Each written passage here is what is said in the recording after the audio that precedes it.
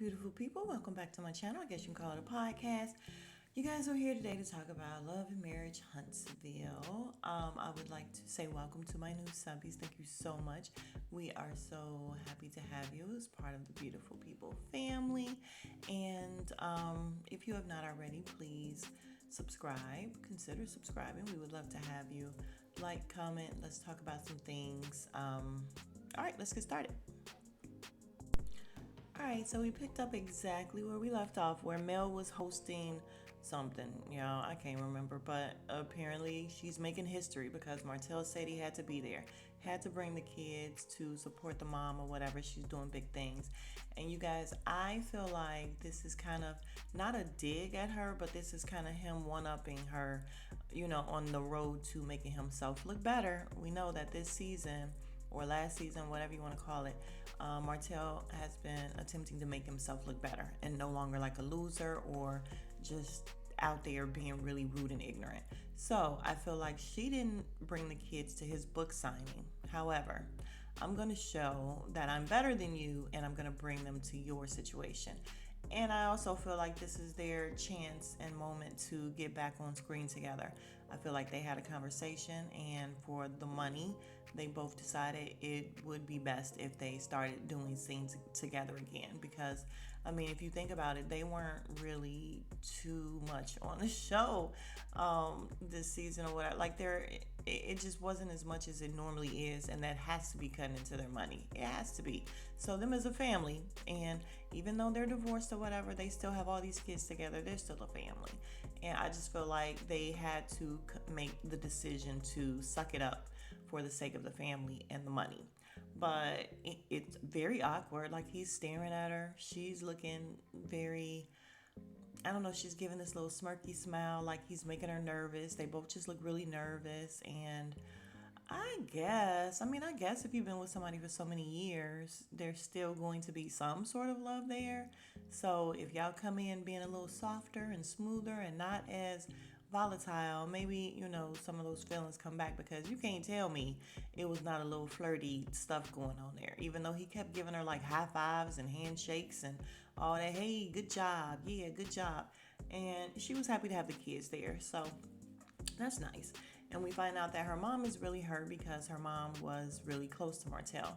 She treated Martell like he was her own son. And, she's just saying that once you do something, it affects other people. So her mom can't be as cool as she was with him once, because you have now hurt my daughter. And, that makes sense. All right, so they're going on this couples retreat with the therapist, remember? And Kimmy and Maurice make it there first. And in the confessional, Maurice is just like, yeah, we don't really need it. So basically, I'm here just trying to help out my friends and the couples that need it. And he's in such denial. And Kimmy taps him on the knee and says, yeah, Jesus is still working on him. And I'm like, yeah, he is in denial. All right, so Kimmy and them are there, and next would be Tiffany and her big goof troop. Okay, they are space cadets, you guys. So I am just going to refer to them as space cadets, because I feel like they are on a whole thing of their own. I don't know why they're still here. I hate the fact that we're still looking at them, listening to them, learning about them, because I don't care. And yeah, they're on their own planet. So they come, and Dr. Francis is like, we're missing a couple, which of course would be Tisha and Marceau. So Kimmy calls them on speaker, and she's like, Dr. Francis is here waiting. And he's like, oh, Dr. Francis is there? Then I'm not coming. He already knew where he was going. So, okay, it's all for TV. That's great. They blamed it on the nanny. They blamed it on traffic. They blamed it on all kind of things, except for the fact that they just can't make it anywhere on time, per Kimmy. So that's fine. They're on their way. Marceau is saying he has no idea how Dr. Francis is going to make him a better husband, because, listen, he's already great. And Tisha's like, yeah, okay. All right, you guys. So as Dr. Francis is, giving them the rundown on the fact that he don't fix people, he's not a mechanic. He is there to show them different ways of, getting along and pretty much being together, loving each other, that sort of thing. And as he's talking, Tiffany with her thin hair, it's not nice. Okay. But Tiffany, you can literally see through her hair. Yeah, I just want her to add some something to it. I don't know. But anyway, um, she picks up her phone and you could tell that Dr. Francis is immediately irritated. He's like, and then she stops and she's like, listen, sorry, but I have a phone call. My husband knows, gotta take this call, gotta go. And he's like, okay. And immediately he looks at, yeah, I really can't remember this man's name. Her husband. He's so unimportant. Um, I can't remember his name, but he looks at the husband and he's just like, your wife is gone. Your wife is not here. And he's literally just shaking his head, yeah. So he stands up and write commitment on the board. And he's like, listen, we cleared our calendar to be here because we're committed to doing this.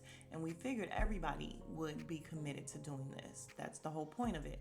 And Kimmy in the confessional says, listen, we all have stuff to do, but we said we were going to be here, so we should be here. And she's like, Tiffany has to do better. So the doctor, as he's still speaking, he's like, commitment is, hold on, I want to get exactly what he said because I really like the little quote that he gave. Okay, he said the degree to which something is important is the degree to which nothing is allowed to compete with that. Come on, Dr. Francis, you better say that. You better say that because there's just levels of importance. I swear to God it is. And you would find a way to clear your calendar, find a way to tell them, I absolutely cannot do it right now because I'm with my husband. Let's do it earlier. Let's do it. You know what I'm saying? Like, there was a way that she can switch that around. Trust me. There was a way if it was important to her. It just wasn't important to her. And I just hate the way the husband, I'm gonna find out his name, y'all. I just hate the way the husband just tries very hard, and we're gonna learn about it more later. He tries very hard to make everything look good on the outside, knowing that it's not. He's just like, yes, everything's fine, everything's fine. I knew she was taking a call. You guys, so this big goof troop, I swear to God, he is always on the defense. He just got a smart ass mouth. Like somebody just needs to smack him in his smart ass mouth. So as the doctor's talking to him about it, he's like, well, you're going to have to take that up with her because I'm here. She's the one that's not here, and I knew what was going on or whatever. So I'm present. Basically, like, shut up talking to me about it. And then in the confessional, which Dr. Francis got his own confessional, you guys, and he's saying that, you can't be in two places at one time. So the fact that she is in work mode means that she is not in spousal mode, basically. She's not in spouse mode, and her mindset, you can't be in both. So he's like, one has to take precedence over the other. And we see what's most important to her. Because when the big goof troop goes back there to tell her basically that she's in trouble, oh my God, you're going to come out to hear some things because he has some things to say. And she basically was looking at him like, I don't give a shit. But she was still doing emails. She was like, I just got off my call and I'm answering emails. You are not important, sir. Like, she is just not taking this seriously. And she basically said it because the other Scots aren't here. Well, are the other Scots here? And he's like, no. And she's like, okay then. So basically, like, we're not starting because they're not here. They get a pass, I get a pass. Like, they are so irritating. And I think it's hilarious that the episode is called With Low Priorities. Y'all, I just saw it. Cracked up. All right, so I'm not gonna stay long here. Tisha and Marceau make it there, and she found out that one of her good friends, really close friends, just passed. So she's very upset and everything, and it made him more willing to be there and do the work and do what's important to her. I guess kind of because she's grieving. So okay, we'll go past that. All right, so we then get a scene with Martell and his mom, and she's asking how the event went. He said it went well. She was nice. She seems like she's being a little more open. They're on their way to pick up the kids, and the mom is just like, good, because I don't know what the deal is anyway. She ain't got to be mean to me. And he's like, well, she said that some things were said. She's like, we never say nothing about her. And then we see a flashback of them talking about how basically, Melody and her mom. And we see a flashback of them speaking and talking about kind of basically how, the mom says she got business, and Martell was like, well, not everybody does, talking about Melody's mom. And, just throwing shade basically. Like he didn't say it, but that's what he was implying. And, they just do a lot of back and forth on social media and hearing different things or whatever. So, he asked, well, you guys probably need to talk. And she's like, she ain't got to apologize to me. Like, she is the mother of my grandkids. I'm just going to always be respectful. It's fine. And he's like, oh, well, that's very mature, mother dear.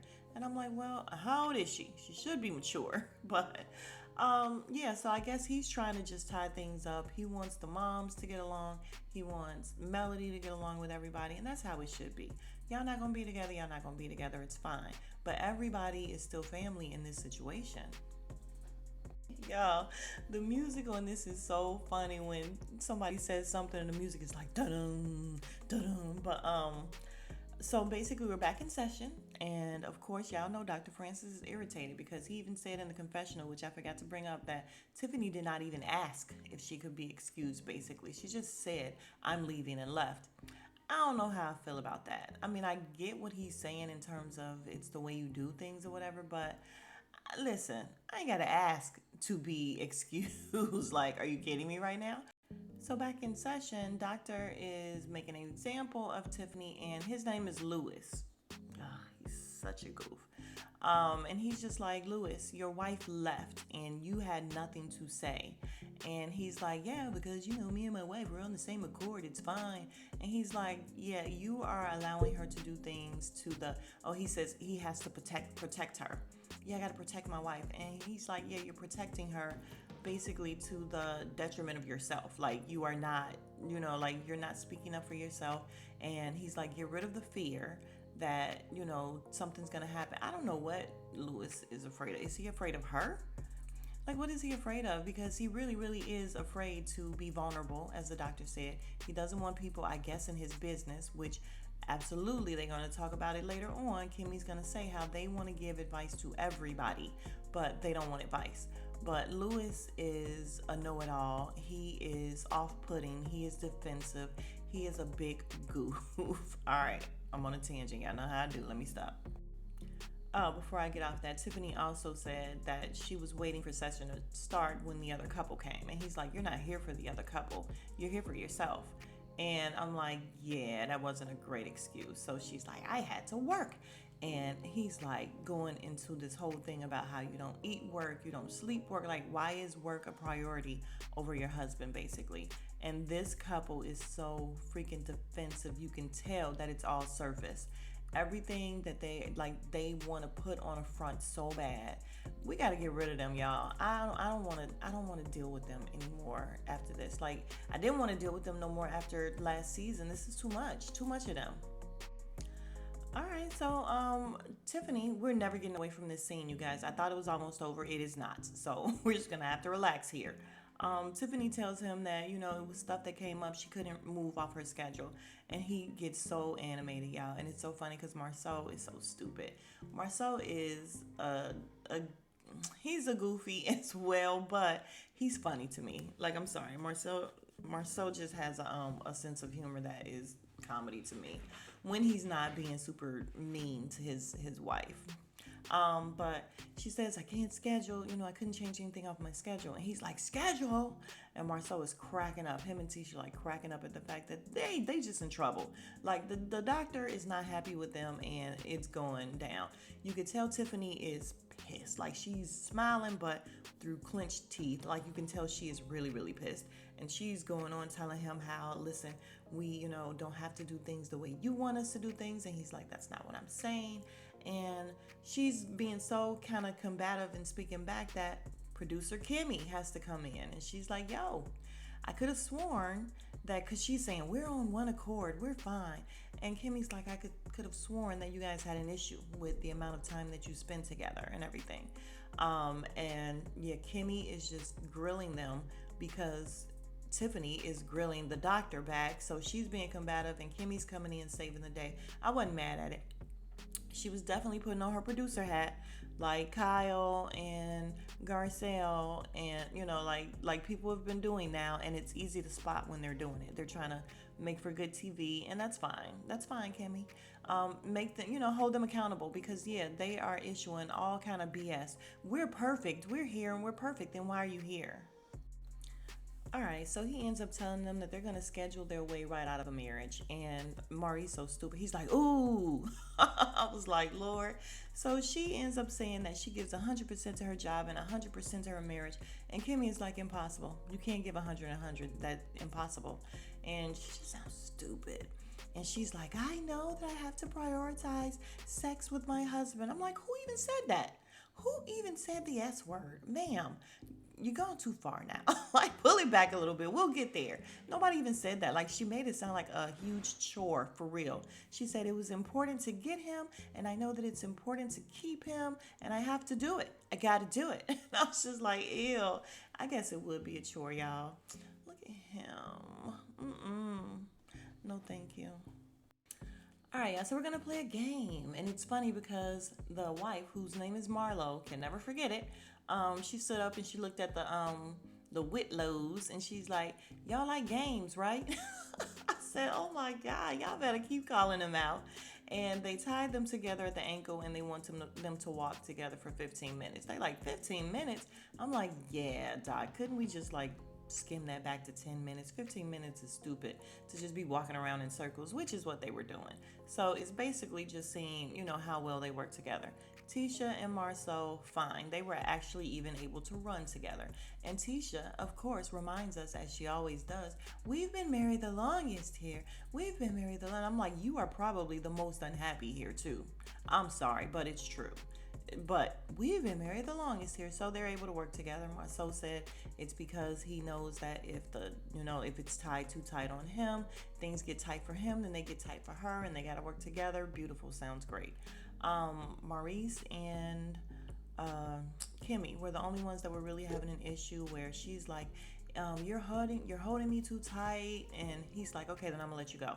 And I guess that's Maurice's problem. Like, he just wants to be so in control. He's not good at um, compromise or whatever. Like, later on when they talk about it, she's gonna be like, "Well, I didn't tell you to let me go totally. That just meant loosen up like some," and he just got to work on that. So the Whitlows, we don't care. So I missed this the first time I watched. The Whitlows, she kept asking him to pick her up, and in the confessional, Dr. Francis said she kept asking him to pick me up, and he did it. And he's like, "I don't know if he did it because he wanted to, or if he didn't want to face any kind of retribution for not doing it." So it sounds to me like Doctor is saying that he is afraid of her and her mouth, probably. Like, when you're in a relationship, you guys, and you just don't want to hear people's mouths. I don't feel like, is it afraid? It's not really afraid. It's just, I don't want to hear your goddamn mouth. All right, guys, so now we get to a scene that I'm about to blow right on past. Okay, it's with Stormy and Melody, and they're sitting down in Stormy's little meditation area, and she's doing the bows, the sound bows, and everything. And she looks cute though. Like, she has on her little glasses, she's fresh faced and everything, so that's good. But ain't nobody got time for her. Ain't nobody got time for this.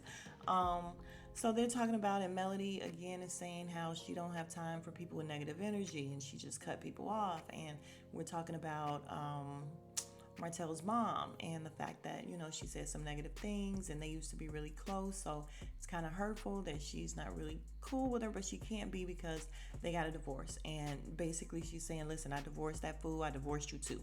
And she said it a couple of times. Like, "Listen, that's your family." Like, that is not my family. So it's fine. So we don't know. Will they ever be able to come back together? Who knows? All right, so we have all the couples in their rooms talking about how everything is going so far, and the only one, well, Marceau is saying that he don't like surprises. Like, they really want to convince us that he didn't know he was coming to this. Okay, Maurice and Kimmy, he is so stupid, y'all, and he said it like with a straight face, and he's just like, "Well, you know, I think that, we weren't doing very good until I held you closer, and then you said it was too close." And so basically he's saying that she wants to lead, and when you allow me to take the lead, then we did better. And then, of course, she's just saying, this is where she said the whole, I didn't tell you to, let go totally, just be a little looser. Maurice just really wants to be in complete and total control. But then, I don't know, you guys. Kimmy does come off a little strong. So she may be trying to take the lead all the time, and we just don't know it. But yeah, they'll get it together. All right, so they get dressed up to go to the kitchen for dinner. And they sit down. We get a breakthrough with Tiffany because we're talking about the fact that she wants another baby. And, no one thinks that's a good idea because she's already stretching her time. But Dr. Francis is just like, what is the reason for wanting a baby? And she's just like, well, I've always been in chaotic situations, so I can thrive. It's fine. I don't have to prepare. And to me, that just sounds so stupid. Like, you lived your life in a chaotic situation all the time and you want to continue that? Like, you don't want to not do that anymore? Because he was talking about empty nest syndrome, and you can have it even when your kids are there. And it's true, because as they get older, they don't need you as much. Like, you don't need to, you guys aren't doing as much. You aren't, like, it's definitely true. So she, starts getting really sensitive about it or whatever. And then we find out that she was adopted from the time that she was an infant. And she said that her adoptive parents were also hooked on drugs. So he's pointing out all of the ways that she lost people and how she got a divorce. That's a loss. You lost your biological parents. You weren't there. They weren't there for you. Then your adoptive parents weren't really there for you. That's 3 losses or whatever. And he's like, so I feel like you have this way of being detached, basically. So you don't really experience too much more loss. Like, it doesn't really hurt you. So Lewis chimes in, well, I've experienced loss too. I'm divorced. We don't care, Lewis. We don't care. We don't even care about Tiffany, really, but we gonna give her this. And the doctor's just like, yeah, I get it. And he's like, yeah, it happens. It's fine. It's fine. So the doctor's like, listen, it just sounds like you like to explain your way through things or whatever without really dealing with your feelings. And that is his issue. Like, Lewis just wants everything to be surface and seem like it's so perfect on the surface. And it is just not. Like, your wife is sitting here crying because she wants another baby because, like Doctor said, she wants something that she feel like is not going to ever leave her. But that's just not true, because you have kids and you know that when they grow up, they're going to leave you. Like, they're going to leave the house or whatever. So she's just trying to make up for all kind of different things that's missing in her life. And listen, I don't like her. Well, I won't say I don't like her. She's not my favorite, but in this moment, I felt bad for her, and I want her to, get herself together so she can feel better mentally, spiritually, emotionally, and all of that. All right, so it's so funny that Marceau ends up asking Lewis, well, Lewis, do you feel like, with another baby, you are going to get more of what you want, what you need? And he's just like, yeah, I just feel like, it's going to be fine. Like, here's my thing. If you felt like everything was fine and you're so on her team and with this, then again, why are you guys here and why are you guys not off making this baby? Why are you not wanting this baby, but you're sitting here making it seem like you're fine with it? Whatever she decides is fine. It's ridiculous. So Kimmy, of course, jumps in again, and she's just like, you are seeming very resistant to anything that anyone is saying or whatever. And Lewis just has something to say about everything. So the doctor is just like, listen, are you a philosopher? And it reminded me of BDP. KRS-One, yes, I think very deeply. And he's like, yeah, the student has become the teacher, and everybody's confused, like, teacher of what? And Tiffany was offended, like, what are you teaching me? Like, what are you teaching? And Marceau is like, listen, the doctor and his wife, they've been married 46 or 49 years or something like that, and they're trying to teach you guys something. And like Kimmy was saying, they just seem very resistant, like they don't want to hear anything. So Dr. Francis just like kind of blurts out, listen, everything is not good at home plate over here. And he's pointing at them, and I'm like, oh my god. And Marceau got this smirk on his face like, but he's just like, I don't know what you're talking about, Lewis. And she's like, well, I want to know what you mean by not, all together. Girl, he already said, you guys are putting on a front. You guys are making it seem like everything is great, and it's not as great as you guys are putting on. All right, you guys, and that's basically the end of it. He, explains to her that what I mean is you guys are playing a game, and when your game is discovered, you then play a game of not playing a game.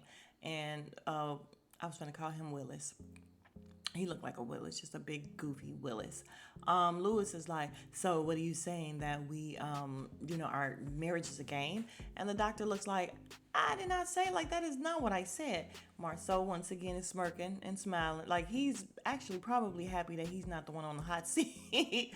But yeah, just ridiculous. So we will see what happens in the next episode. If you are still here, you are the real MVP. Let me know what you thought about the first episode back, you guys. Y'all feel like, I mean, we see the trailer for what is to come, so they gonna bring it. But how'd you guys feel about this episode? How'd you guys feel about the Goof Troops, the couple, the Whitlows, and their antics? Yeah, let's talk about it. Again, if you are still here, you're the real MVP. I appreciate you. If you have not already, please consider subscribing. We would love to have you. Yes, we would.